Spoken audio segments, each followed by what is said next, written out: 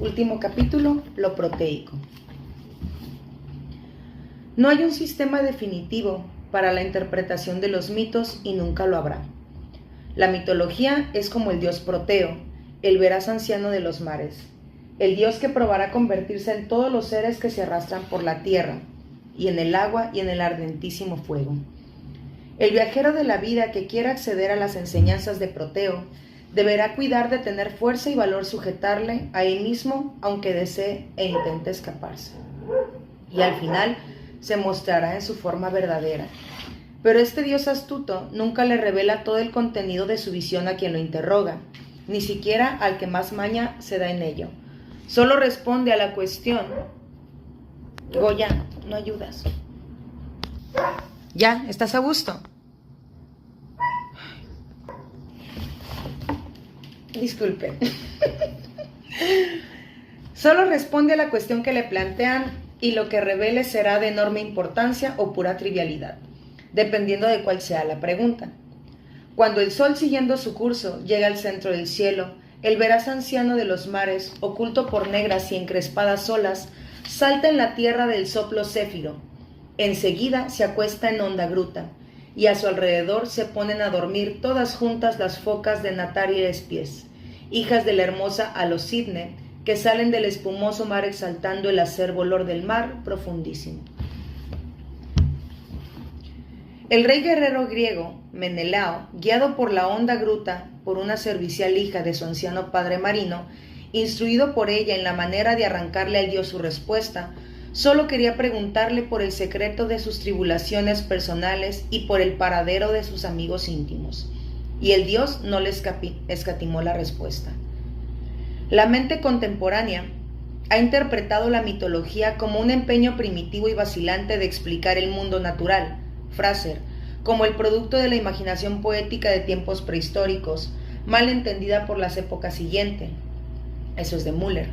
Como repositorio de enseñanzas alegóricas para que el individuo se adapte a su grupo cultural, de Durkheim, como un sueño colectivo, síntoma de las necesidades arquetípicas encastradas en las cimas de la psique humana, de Jung, como el vehículo tradicional de las aportaciones metafísicas más hondas del ser humano, de Coomaraswamy, y como la palabra de Dios revelada a sus criaturas, por parte de la Iglesia.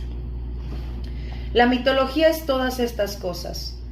Se la juzga con distinto rasero dependiendo de cómo la mire el juez, pues se la analiza no en términos de lo que es, sino de cómo funciona y de cómo ha servido a la humanidad en el pasado o cómo puede servirnos hoy.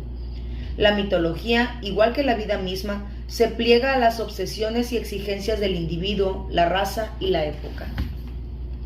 La función del mito, el culto y la meditación. En la forma que se asume la vida, el individuo es por fuerza una mera fracción distorsionada de la imagen total del ser humano. Está limitado como hombre o mujer. Lo limita también el periodo concreto de su vida, como niño, joven, adulto o anciano. Más aún, en el papel que desempeña en la vida, se ve obligado a especializarse como artesano, comerciante, criado o ladrón, párroco, dirigente, esposa, monja o ramera. No puede serlo todo. Por tanto, la totalidad o la plenitud del ser humano no reside en el miembro separado, sino en el cuerpo de la sociedad en su conjunto. El individuo solo puede ser un órgano de ese cuerpo. Ha derivado de su grupo las técnicas para afrontar la vida, el lenguaje en el que piensa, las ideas que lo ayudan a proliferar. Los genes que han construido su cuerpo descienden del pasado de esa sociedad. Si acaso imaginara que mediante hechos, ideas o sentimientos se puede amputar a sí mismo de la sociedad humana, no habría más que romper la conexión de las fuentes de su existencia. Las ceremonias tribales de nacimiento, la iniciación, el matrimonio, el entierro, el ingreso a la sociedad y demás ritos sirven para traducir las crisis y los hechos vitales del individuo a las formas más clásicas e impersonales. Le revelan a quien es en realidad, no tanto como esta o aquella personalidad, sino como guerrero, novia, viuda, párroco, cabecilla. A la vez, ponen en práctica de cara al resto de la comunidad la vieja enseñanza de los estadios arquetípicos. Todos participan en la ceremonia según su rango y función. toda la sociedad se vuelve visible para sí misma en cuanto a unidad viva e imperecedera. Pasan las generaciones de individuos cual células anónimas de un organismo vivo, pero permanece la forma intemporal sustentadora. Y cada uno se descubre a sí mismo mejorado, enriquecido, apoyado y magnificado por el ensanchamiento de la visión que supone aceptar a este superindividuo. El papel que desempeña, aunque resulte insignificante, se percibe como algo intrínseco al hermoso festival de imágenes del ser humano, la imagen potencial que el individuo lleva dentro, por muy inhibida que esté. Los deberes para con la sociedad llevan a la enseñanza de este festival, a la existencia común y corriente día a día, y reafirman todavía más al individuo. Por el contrario, la indiferencia, la revuelta o el exilio rompen tan revitalizantes conectores. Desde el punto de vista de la unidad social, el individuo desalojado es puro despojo, mientras que el hombre o la mujer que puede decir francamente que ha asumido su papel, ya sea párroco, ramera, reina o esclavo, será lo que le corresponda ser con todas las letras del verbo. Los ritos de iniciación e ingreso, pues imparten la lección de la unidad esencial del individuo y el grupo. Los festivales que celebran las estaciones dan paso a un horizonte más amplio. Tal y como el individuo es un órgano de la sociedad, de igual modo la tribu, la ciudad, la humanidad entera, es tan solo una fase del poderoso organismo que es el cosmos. Es costumbre describir los festivales que celebran los llamados pueblos indígenas en conmemoración a las estaciones como esfuerzos encaminados al control de la naturaleza, pero esto es una tergiversación. En todo acto humano hay un componente importante de voluntad de dominio, sobre todo en aquellas ceremonias mágicas que se cree que congregan a las nubes para que caiga la lluvia, curan enfermedades o detienen las crecidas. Sin embargo, el motivo imperante en todas las ceremonias verdaderamente religiosas, a diferencia de la magia negra, es la sumisión a la inevitabilidad del destino. Se trata de un motivo en el que los festivales y las distintas estaciones llaman particularmente la atención. No hay un rito tribal documentado hasta la fecha que busque evitar la llegada del invierno. Al contrario, todos los ritos preparan a la comunidad para que resista, junto al resto de la naturaleza, la estación del frío gélido. Del mismo modo, en primavera, los ritos no pretenden forzar la naturaleza a que colme la hambrienta tribu de maíz, habichuelas o calabazas. Al contrario, consagran a toda la gente a la labor propia de la estación. El ciclo maravilloso del año, con sus estrecheces y periodos de dicha, se celebra, delinea y representa para dar continuidad al ciclo vital del grupo humano. El mundo de toda comunidad versada en lo mitológico está lleno de símbolos que ilustran dicha continuidad. Por ejemplo, los clanes de las tribus cazadoras norteamericanas se consideraban descendientes de sus ancestros mitad animales y mitad humanos. Estos ancestros engendraron tanto a los miembros humanos del clan como a las especies animales que les dieron nombre. Por eso los miembros humanos del clan castor eran primos carnales de los castores, protectores de dicha especie animal, y a su vez protegidos por la sabiduría animal de sus parientes del bosque. Otro ejemplo, los navajos de Nuevo México y Arizona construyen sus chozas de barro siguiendo el plano de la imagen que tienen del cosmos. La entrada mira hacia el este. Sus 8 lados dan cuenta en los 4 puntos cardinales y las coordenadas intermedias. Cada viga y vigueta se corresponde con un elemento de la gran choza de barro que contribuye en la tierra, el cielo y todo lo que abarca. Y dado que se considera que el alma del ser humano propiamente dicha tiene idéntica forma del universo, la choza de barro es una representación de la armonía esencial entre el ser humano y el mundo. Recordatorio de que la vida es el camino oculto de perfección. Pero hay otra forma de ser que se opone al plano o deber ser social al culto popular. Desde el punto de vista de la senda del deber, cualquiera que se encuentre exiliado de la comunidad es un don nadie. Sin embargo, desde el punto de vista contrario, es el primer paso que se debe dar en toda búsqueda. Cada uno lleva dentro del todo, por eso no se puede buscar y hallar dentro de sí. Las diferencias del sexo, edad, ocupación no son esenciales a nuestro carácter, sino meros ropajes que vestimos una temporada en el gran escenario del mundo. La imagen del ser humano interior no debe confundir la ropa que viste.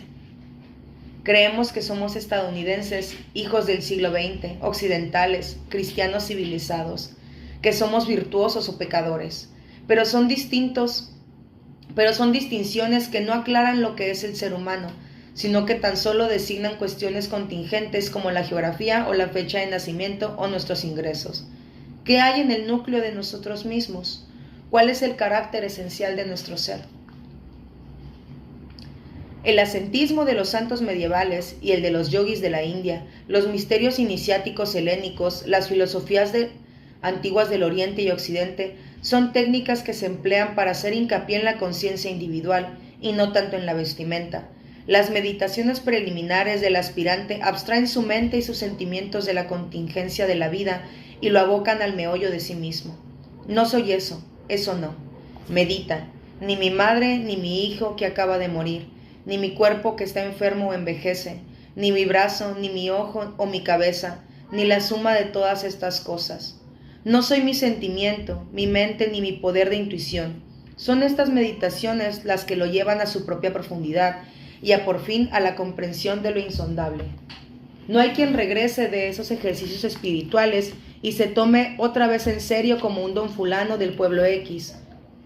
Cito en Estados Unidos. La sociedad y los deberes caen por su propio peso. Don fulano, que se ha descubierto grávido de hombre, se convierte en alguien retraído y esquivo.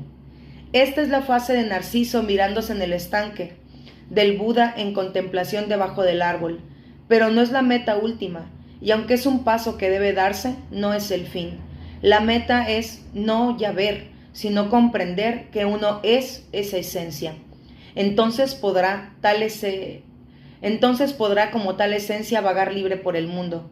Más aún, el mundo es también esa esencia, la esencia de uno mismo y la esencia del todo. Estos dos son uno. De aquí que la separación, el retiro ya no sea necesario. Vaya por donde vaya el héroe, haga lo que haga, está siempre delante de su misma esencia, pues su ojo perfeccionado le permite ver. No hay separación.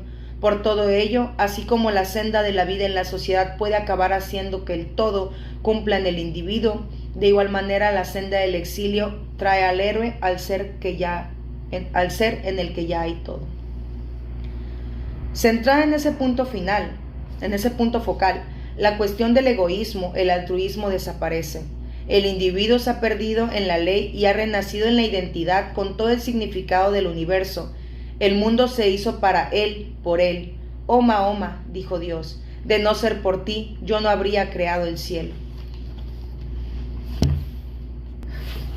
El héroe de hoy, lo cual está muy lejos del punto de vista contemporáneo, pues el ideal democrático del individuo dueño de sí mismo, la invención de la máquina de motor y el desarrollo del método científico han transformado la vida humana de tal modo que el universo intemporal de símbolos heredado de la tradición se ha venido abajo. En aciagas y preclaras palabras de Zaratustra, de Nietzsche, todos los dioses han muerto. Ya no sabemos la historia, nos la han contado de mil maneras. En el ciclo heroico de la Edad Moderna, el relato prodigioso de cómo la humanidad llegó a la madurez, el hechizo del pasado, el vínculo de la tradición han quedado hecho añicos de estocada y certera poderosa. La red de ensoñación que tejía el mito cayó por la tierra, la mente se abrió a la plena vigilia de la conciencia y el ser humano contemporáneo emergió de la ignorancia ancestral como una mariposa del capullo o como el sol al alba del vientre de la madre noche. No se trata solo de que los dioses no tengan donde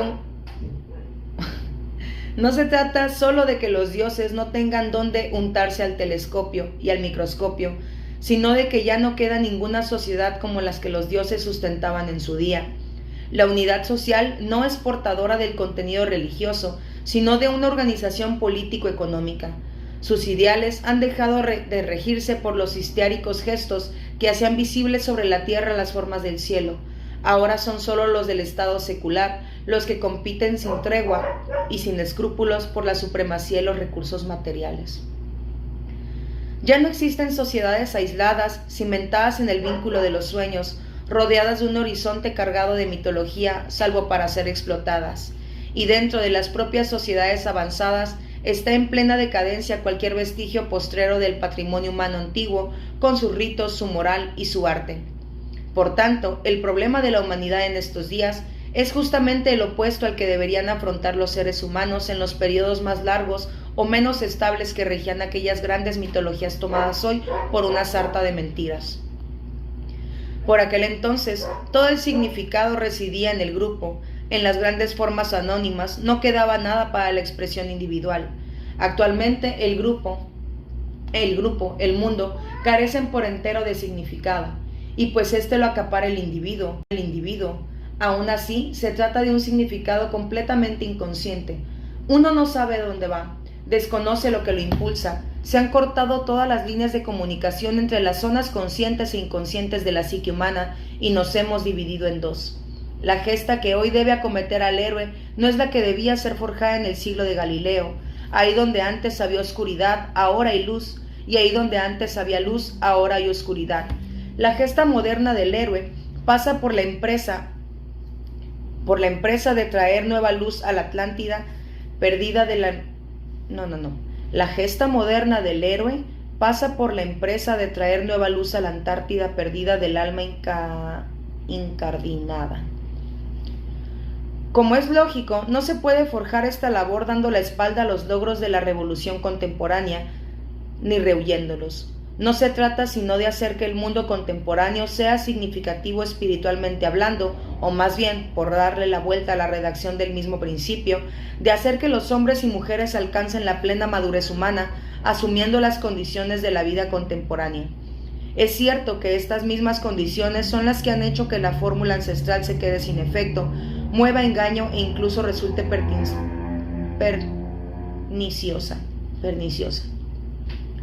Hoy en día la comunidad es el planeta, no el país o sus fronteras.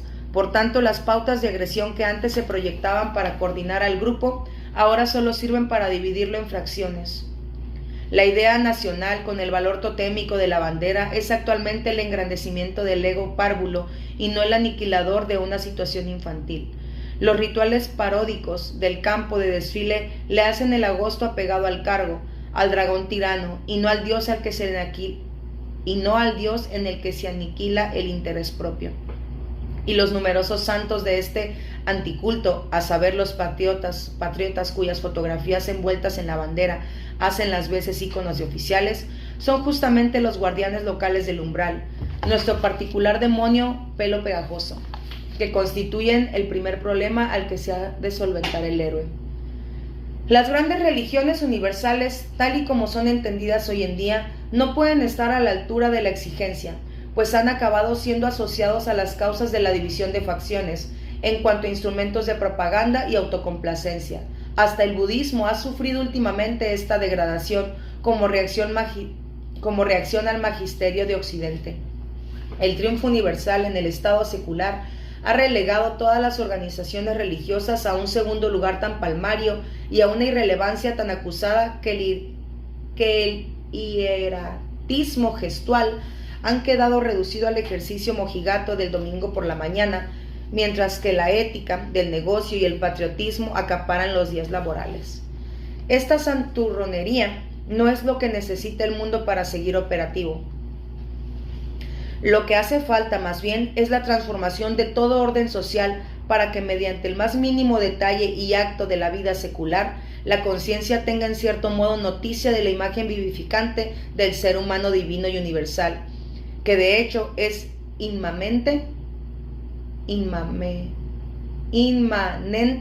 y se hace carne en cada uno de nosotros. No es una labor al alcance de la conciencia propiamente dicha. Si la conciencia ya no es capaz de inventar ni predecir el efecto de un símbolo, cuanto menos podrá presagiar o controlar el sueño que tendremos esta noche. Todo se está trabajando a otro nivel. en un proceso llamado a ser largo y temible, no solo en las profundidades de todas y cada una de las psiques que están vivas en el mundo contemporáneo, sino también en esos titánicos campos de batalla en los que el planeta en su conjunto se han convertido últimamente. Estamos asistiendo al terrible choque de rocas cianeas entre las que el alma ha de pasar sin tomar partido por ninguna de ellas. Pero hay algo que sí nos es dado saber: verbigracia, que según se hayan haciendo visibles los nuevos símbolos, no presentarán idéntica forma en las distintas partes del planeta. Las circunstancias de la vida local, la raza, la tradición deben pasar a ser parte constitutiva de las formas resultantes. Por tanto, los seres humanos deben entender y ser capaces de ver que la misma redención se revela a través de símbolos diversos. Una es la verdad, leemos en Lovedá. Muchos los nombres con los que de ella hablan los sabios. Repito. Una es la verdad, leemos en los Vedá. Muchos los nombres con los que de ella hablan los sabios. El coro humano modula la única canción con su coloratura múltiple. La propaganda general en aras de una u otra solución local, por tanto, es superflua o llega incluso a constituir una amenaza. El camino para alcanzar la plena condición humana es aprender a reconocer los lineamientos de Dios en la maravillosa y variada modulación del rostro del ser humano. Con esto llegamos al apunte final sobre cuál habría de ser la orientación específica de la gesta del héroe contemporáneo, y a descubrir la causa real de la desintegración de todas las fórmulas religiosas que hemos heredado. El centro de gravedad, por así decir, el ámbito del misterio y el peligro ha cambiado definitivamente de forma. Para los pueblos cazadores primitivos, habitantes de los tiempos ancestrales del ser humano, el tigre diente de sable, el mamut y otros seres más pequeños del reino animal constituían la primera manifestación de lo ajeno, fuente a su vez de peligro y de sustento. El gran problema humano consistía, por tanto, en asumir psicológicamente que debían compartir el monte con estos seres. Lo asumieron de manera inconsciente, hasta que por fin se hizo consciente con la representación mitológica de los ancestros totémicos, figuras mitad animal, mitad humanas. Los animales se convirtieron en tutores de la humanidad, se produjo una aniquilación efectiva del ego humano y la sociedad logró organizarse de forma cohesiva gracias a los actos de la imitación literal, los que aparecen hoy en el jardín de la infancia o en el manicomio. Igualmente, las tribus se mantenían a base de plantas.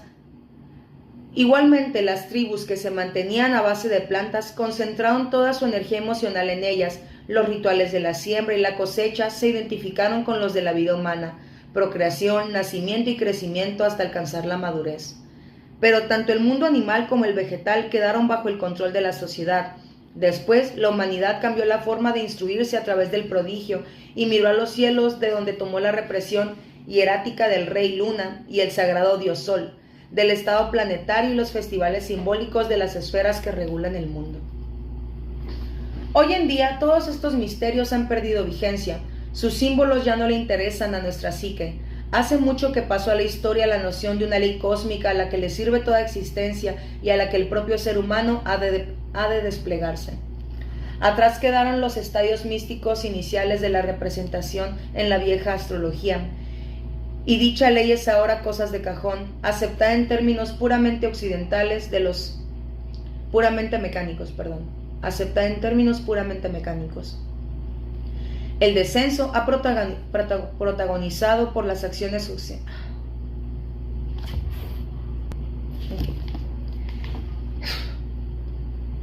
El descenso, protagonizado por las ciencias occidentales de los cielos a la tierra, de la astronomía del siglo XVIII a la biología del siglo XIX, y su concentración actual en el ser humano, en la antropología y la psicología del siglo XX, marcan el portentoso cambio de tendencia que ha seguido la capacidad humana de maravillarse.